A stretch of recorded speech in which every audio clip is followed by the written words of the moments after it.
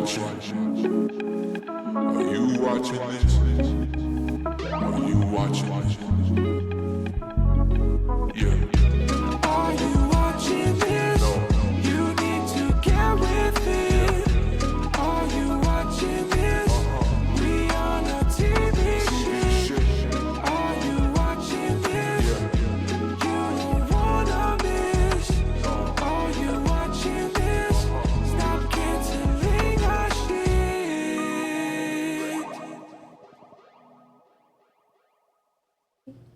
Can we go? Yeah. Can you hear us? I think we should be good. Yeah. Are we good? Good? Yeah? Okay. Hi, Ellen. Hey. You ready to get into episode 4? I am. All right. Welcome to the Are You Watching This podcast, the show where we talk about shows you should be watching, the podcast where we talk about shows you should be watching. I'm Chelsea, I'm Ellen. and we are recapping The Bear season 4 onto episode 4 titled Worms. Oh, I was trying. Why is it called that? But I remember now. It was directed by Janixa Bravo, Janicza. Okay. Yeah. She's done a lot of other like little things. The one thing that popped out to me the most is that she directed Atlanta season 1 episode 9, the Juneteenth episode. Oh, Yeah. I love that. But she's done a bunch of other little stuff, but that was the one that, yeah. And that's a really good episode. Yeah. Really good show. Yes.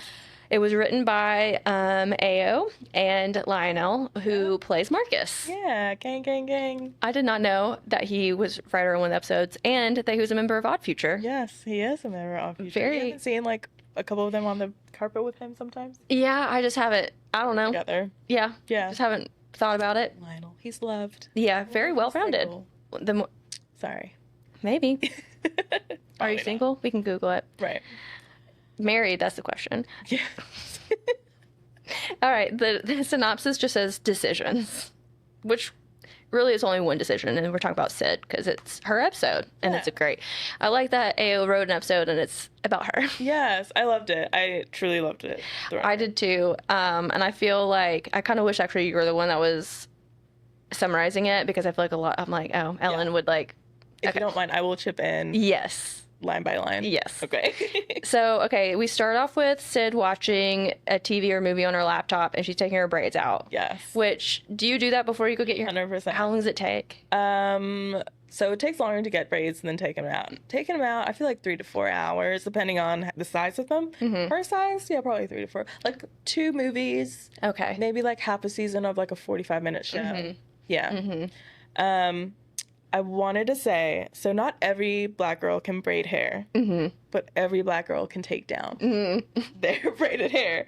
And it's a universal experience Yeah. we have all experienced. Yeah. And so seeing that in the beginning, the opening scene, and then her watching something, because that's how I do it Yes, too, yeah. was very much like, love it. And also I love the directional cues. I liked how they zoomed in on the braids. It was very cute. I loved all of it. I watch a lot of TikTok videos, and it's always, it's either girls doing their nails or girls doing their hair, and they're like, okay, it's 8 o'clock at night, I got to take these braids out, and then I'm going to put new ones in. Usually 3 a.m. rolls around, they're like, okay, so I'm going to have to finish tomorrow. Yes. I'm like, I get the gumption and like the idea of wanting to do it, but I don't know. After 4 hours. After 4 hours. So my cousin knows how to braid, and she braids her own hair. And the last time I FaceTimed her, she was like braiding her hair, and she's like, I don't know why I started this. Yes. Like, this was the fucking worst. It feels like a thing once you start, You've got to. You've got which to finish. is kind of also a plot line that carries the episode. Yes, exactly. Because what we get is Shapiro, the guy who's going to help her, or is like starting the new restaurant, calls her and he's like, hey, I want you to come check out the spot. She's like, well, I got a hair appointment. He's like, so can you come by in like 2 hours? And not only is that like, obviously he doesn't understand how long a hair appointment is going to take for her, but also like just in general, like if a woman goes and gets her hair colored and cut and styled, that's easily a 3 hour appointment. Exactly. And you got to get there and then, Exactly. what are you talking I about? don't know, but his character in this episode, I feel like they really did nail it down. Yes, It they fucking really cracked me up. did. Yeah. Yeah, because you can see the progress. Yes. in the The episode. cringeness and the, yeah. Yeah. So she decides to stop by before her hair appointment. I guess she finished taking out her braids. And the music is blasting when she gets there, and it gives her a phone to pick something else out. And so she picks Beethoven, which is a huge shift to whatever he was playing before. He's playing some 80s rap. Yeah. I don't even know. Blaring. It reminded me of like when, like, as a black person, you're going into an Uber and they switch it to like hip hop or R&B. Do you want to know when they do when I get in there? What do they do? Put on like country or like Kesha or like yeah, and I'll ask them like, are you profiling me? Right. And they're like, yeah. I'm like, truly. I mean, it's fine. Truly profiling. That's literally what I wrote, like racial profiling, and that's hilarious that this man who's trying to get her to be in this restaurant with her is like, he's being so weird about it. Yeah, he's trying to be nice and very sweet, but it's coming off. Very odd. And she explains that. Yeah. He's also decided to build a brick oven in the kitchen, and she's looking at like, what are you doing? Yes. And then he mentions like maybe she could bring her Afro-Caribbean influences. Yeah. I'm like, has she mentioned that at all? No. Again, nailed what his character's meant to do, but like truly cringed me out throughout the episode. Another way that it's reflected too that he's just like out of touch is that he shows the office that is tiny, which in The Bear it is also tiny, but it's the original office. Yeah. And he's like, I want, everything that outside the kitchen to be just as important. And I'm like, and that's how you're going to represent that? Yeah. And then he says that he wants to put like maybe hidden drawers and stuff for the people that work in the kitchen. I'm like, have you ever worked in a kitchen? Everything's where you can see it and grab it. It needs to be efficient. Like, it needs to, yeah. Well, she is hiring Sid to take care of that. So if she does take the job, hopefully she can be like, hey, take out this oven. Yeah. And no drawers. Yeah. You don't need to be hiding knives around. Yeah. He is very ridiculous, and I love that he guessed Mozart and it was actually Beethoven. Yeah. I love that touch. I did write down, so what he is offering to her is money and control. And those are the two things that she feels like she doesn't have currently. Yeah. And she doesn't really. I think she has more control than she knows, but she doesn't feel like it. Yeah. Because of the beautiful environment Carmi has set up for them. Yeah. So she goes to her hair appointment. It's at her cousin's house. Yeah. Okay, I missed that part. And I think her name is Chantel. Yeah. I think. So she gets over there. It looks like she's about 3/4 of the done with her braids. Yes. And she's yelling at her daughter. She's like, bring me down that extra hair. And she's like, there isn't any more hair. Yeah, her daughter responds by yelling back. Yeah. That there isn't any more hair. And so there's some good tension between the mom and daughter. And so her cousin leaves to go get some more hair. And so she's just left with an 11-year-old. Mm-hmm. And the initial dialogue, like trying to talk to a preteen, a kid, somebody who's just significantly younger than you, is very hard. Yeah. It's like they don't want to talk to you. Yeah. But you're just trying to relate to them. Yes. But how? Yeah. The gap is very, very, very wide. Especially if you don't see him as often. Yeah. As it is relayed that Sid hasn't seen her. Yeah. And I think like the ages to like 10 to 14, even 15, like what's trendy changes so quickly. Yeah. So like, if you knew what was cool last year, it's definitely not going to be cool anymore. Yes. Agreed. And my sisters are 12 and 16 years younger than I am. So when I was growing up, we had a Game Boy. I had a Game Boy. Well, they had Nintendo DSs. And so I asked them, I was like, oh, what games do you have here in your Game Boy? And they were like, it's a Nintendo DS, not a Game Boy. And I was like, okay, let me just go jump off a bridge then. Like, so sorry. Because that's also the thing, the way they respond, Yeah. the tone, it's like, I'm sorry for trying to engage and relate, but okay. I kind of don't engage with younger people, not out of like, I don't want to talk to you, but because I know what we're doing here. You don't want to talk to me. Yeah. I will talk to you out of politeness. Yeah. I don't mind that. But I went to go visit my friend. He's like 5. And I was like, you want me to read you a book? And he goes, no, only mommy and daddy can read. I was like, fine by me. I'm illiterate, please. I don't have to read to you all weekend. That's hilarious. That's kind of crazy.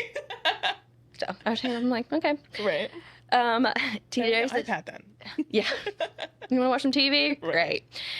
TJ says that she's hungry, so Sydney's like looking in their kitchen to make some food, and she was like, "Oh, you guys don't even have shit." Like, okay. She's like, "Yeah, my mom can't cook," and she's like, "You don't even have hamburger helper." So they go to the store to get some supplies. Have you ever had hamburger helper? Yeah. Do you like hamburger helper? Very much an American thing. Never had it. You've never had it? Never had it. They have the one that I remember eating a lot growing up is like the beef stroganoff one, and it was delicious. You just have a little gravy packet powder, you put it in there, cook your meat. I was craving it really bad last year, so I made it from scratch though. Yeah, so it tasted exactly like it came out of the box, but it wasn't from a box. Yeah. I do wish, sorry, side note, but I do wish they, well, not wish, but it would be cool if they made like little side recipes with the show, like the scallops. And then so us fans can follow a scallop recipe or this, you know what I mean? I bet some fan has done that. Yeah. I'm not going to look for it though. Or I wonder if maybe they'll make a book of it in the series. They probably will. So when they're on their walk to the store, TJ's telling Sydney about how she's starting a new school. She's expressed about losing her friends since the new school. And she says they're already having sleepover without her. But they did invite her because she walked up on it. So she feels like it's like a pity invite. Yeah.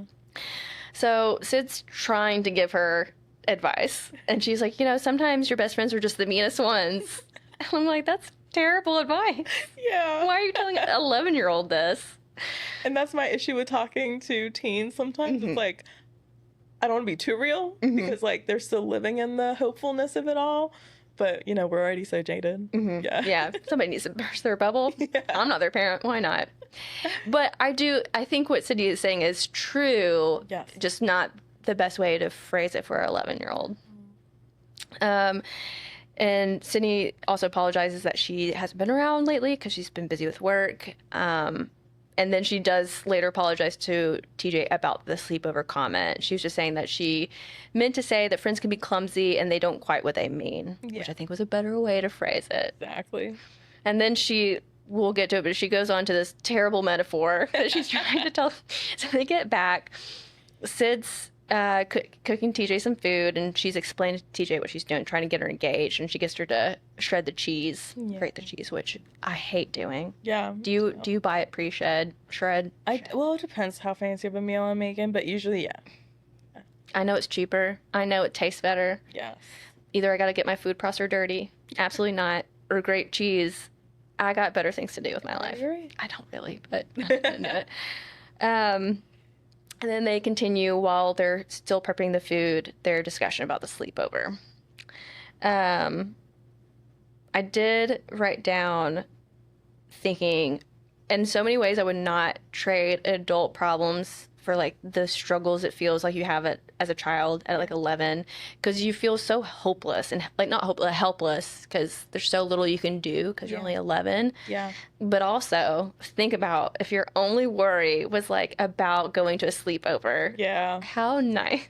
Seriously though, and that's the I feel like that's where us adults really don't take teenage problems seriously because we're like, that's your only worry, but that is really all they have to worry about, and they have no other what's it called, like example of it turning out okay. Yeah, a frame of reference. Yes. Because I think like if that was my only problem, if my only struggle day to day was like, oh, whose friend's house am I going to go over to, but within the context of knowing, well, last week I was struggling with like this huge big adult issue. Yeah. It would make it, but I don't want to go back and like not know what I know now. Exactly. Yeah. No.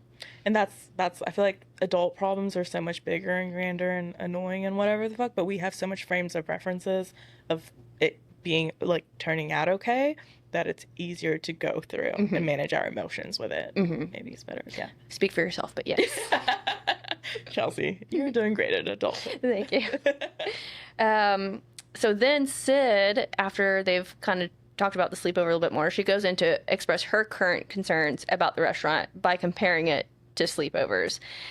And because I understand what she's talking about, I kind of get the metaphor, but TJ's just like, what are you talking about? Yeah. And she tells her, she's like, just pick the pizza house, which in the scenario that Sid's painting out, the starting a new restaurant with Shapiro is like, it's a brand new house. You can have pizza whenever you want. It's all great. But then you're leaving kind of, I think she calls it the stinky house. Yes. And so TJ's like, just go to the pizza house. Right. And I really do think she could have done better with the metaphors Yeah. to make the bear house sound more appealing. Yeah. But it is what it is.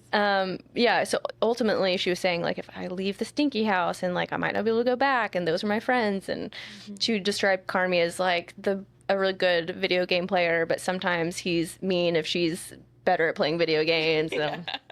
I liked that whole dialogue. I do too. I also, knowing who wrote this episode, I was like, oh, this must have been really fun for them too. Right. Yeah, and I think it had a lot of Ao's voice. Yes. The cadence and that was good. So then I wrote that, so she tells her to pick the pizza house, and Sid argues then though that she should go to the first house, aka the bear, stay there. And to me it made me think of, I heard a saying that when you flip a coin, whichever side you are hoping it lands on, that's what you should end up doing, no matter like what it is. And I think that's it. Like, she knows the better option is probably Shapiro, the opportunity, but if she flipped a coin, she knows she wants to stay at the bear. Yeah. So. Yes, 100%. Also, like, head and heart, I feel like, in your case, too, you know? Like, but do you always pick one over the other? Me? Fuck yes. I'm a heart person. All the time? All the time? I feel like I talked to my friend about this the other day. I was like, I feel like we're born either head or heart, and then throughout your life teaches you to bring the other more in, so then you can have more of a balance. So for me, born heart, and life has really had to like beat me with a stick with the head, using my head. And I more so like now do use my head a lot, but what feels right and feels good, using my heart. Yeah. What about you? I don't know. I guess I would say probably more head, because I've always just been kind of like logic based, but I'm also been pretty delusional too.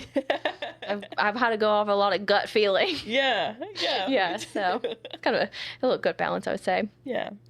And then when they're eating, TJ starts getting super serious, talking about some kind of school drama that's going on. And I love when kids they take in that they're so focused on one thing and are just so intent about it. I love it. Me too. Very cute. Yeah. So then TJ's friend calls her about the sleepover. She ends up deciding to go. And her cousin Chantel comes back and she finishes Sid's hair and thanks her for watching TJ. They have a quick little cute sweet catch up before Sid leaves. They're like, oh, we're hanging out. I got Sunday off in three Sundays. Yeah. And then on her way out, Sid calls Shapiro and is like, hey, I want to like talk about what's going on. And he does ask her how her hair appointment went. Well, he says, have you seen Good Hair? Yes. And he's like, I just watched it. And she goes, oh, you just watched it. Yeah. Which is, I don't like, his kind of character of a white person is the kind of white person who truly means well. They're really trying to understand the Black experience. 100%. But it's like so painful.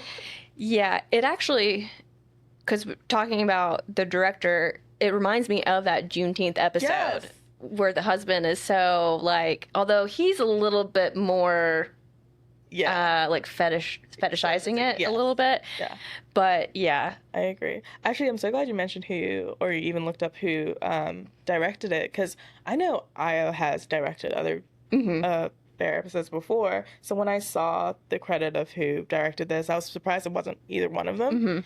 And I was very interested to see who they could have given it to do it justice. But I think, this was probably the best episode of the season. Yeah. If I'm remembering all of it correctly. Yeah.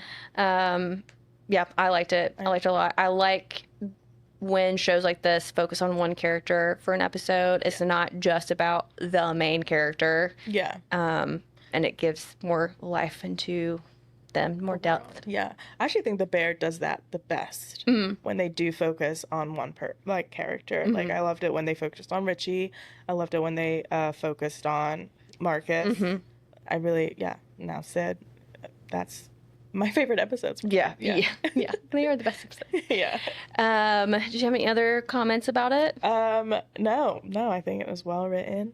Shout out to those two. Well directed. And yeah, it was nice not seeing Carmi for a good 30 minutes. So he said 0 words this episode. Yeah, I think, yeah, super good. It's interesting. I guess I didn't remember at the end of this episode her leaning towards going with Shapiro. Me too. I mean, I remember her meeting up with him, but I don't remember her calling and like re-engaging with him. Yeah, me too. Which is interesting how the rest of the season plays out. Yes. Because I don't know if we even really get an answer at the end of the season. Yeah, we do. We Yeah. do. Well, yeah, I feel like we do. Were there papers signed? They weren't signed, but they were finally talked about between the two. Okay. There's still room for nothing is a done deal until papers are signed. She better sign. I'm sorry. I'm team her signing those papers, especially of how it ends with Carmi making the decision he makes. Yeah. Sure. I'm with her about how she reacts to it.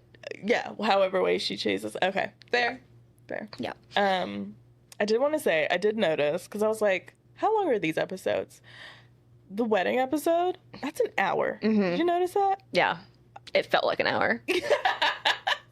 Okay, I did not know. I was like, what the fuck? But Yeah, because it's like the Christmas episode too, the 3 fishes. that was also an hour? I think so, yeah. Okay. They have like these, Could have just made it the which we'll get to the wedding episode, but the way that they kept making that table larger and larger was so funny. Yes. It was very comedic. Very comedic. I was like, first of all, a table's never going to be that tall No. without being like just a tent. Oh, whatever. Yeah. Yeah. Because we have just to suspend disbelief for a little bit. Listen, it's a comedy after all. Did you see on Instagram, I posted like a little clip for the first episode, and I put under it, I was like, watch us ask each other weekly, why is the bear considered a comedy? Not. But Because that's more or less what we're going to be talking about. yeah. All right, well, until next week. See ya. Bye. Are you watching this?